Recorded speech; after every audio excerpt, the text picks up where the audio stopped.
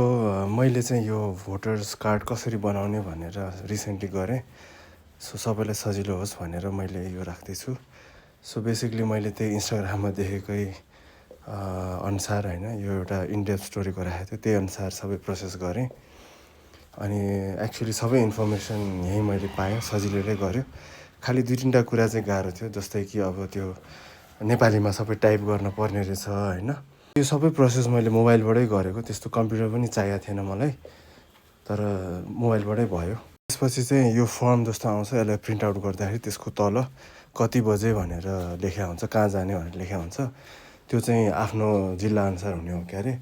कुन चाहिँ डे भनेर आफैले पनि चुज गर्न मिल्छ। मैले चाहिँ फ्राइडे भनेर चुज गरेको थियो, अनि फ्राइडेको कति बजे भनेर आयो, अनि के लग्नुपर्छ भनेर सबै वेबसाइटमै लेखाएको थियो। त्यहाँ गएर चाहिँ हाम्रो यो बायोमेट्रिक जस्तो गर्नुपर्छ। त्यो ठाउँ पुग्नलाई चाहिँ मैले गुगल म्यापमा सर्च गरेँ होइन, तर अब कस्तो कन्फ्युजिङ थियो, किनकि अब गुगल म्यापले चाहिँ यहाँबाट जाऊ भनेर देखाइरहेको थियो। प्रब्लम चाहिँ के छ भने त्यहाँबाट छिर्ने ठाउँै छैन रहेछ। कताबाट जाने हो भने चाहिँ यो जिम्बू थकाली रेस्टुरेन्ट छ नि, त्यसको बाटोबाट गयो भने चाहिँ ठ्याक्कै यो पछाडिको बाटोबाट त्यहाँ पुग्ने रहेछ होइन। त्यहाँ पुग्दाखेरि चाहिँ यस्तो बिल्डिङमा आउँछ, अनि बाइकको पार्किङ चाहिँ थियो, गाडीको चाहिँ पार्किङ मैले खासै देखेन। मैले चाहिँ ड्राइभर लिएर गएको थियो, यहीँ बाहिरै रोक्न लगाएँ एकछिनको लागि होइन।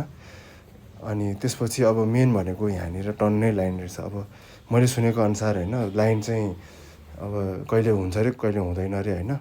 अनि त्यहाँ चाहिँ एउटा रेड कलरको क्याप लगाएर दाइले चाहिँ अनि पुरा चेक गरिरहेको थियो, त्यो स्टेबल लगाएर केही क्वेसन थियो भने उहाँले सोद्धा पनि हुन्छ होइन। अनि अब टाइम भन्दा पनि मलाई आई थिङ्क यो लामो लाइन थियो, चाँडै गइरहेको थियो, अगाडि चाँडै बढ्यो होइन।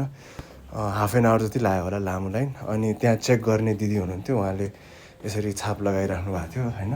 अनि हाम्रो त्यो एनआइडीहरू गरे जस्तै अब त्यस्तो लामो त थिएन, खालि फोटो र फिङ्गर प्रिन्ट मात्रै लिन चाहिँ पर्ने हुन्थ्यो। अनि त्यहाँबाट भित्र सर पनि हुनुहुन्थ्यो। चाँडै नै सिद्धियो, अनि लास्टमा चाहिँ यो एसएमएस पनि आइहाल्यो। अनि त्यहाँ केही करेक्सन छ भने त्यति बेला नै भन्नुपर्ने रहेछ। अनि यस्तो कागज लास्टमा दिनुभयो। अब कहिले हुन्छ भन्ने कुरा चाहिँ स्योर छैन, अब तपाईँलाई खबरी आउँछ, चेक गर्दै गर्नुहोस् वेबसाइटमा भनेर भन्नुभएको थियो। अनि यसरी नै प्रोसेस चाहिँ सिम्पलै थियो।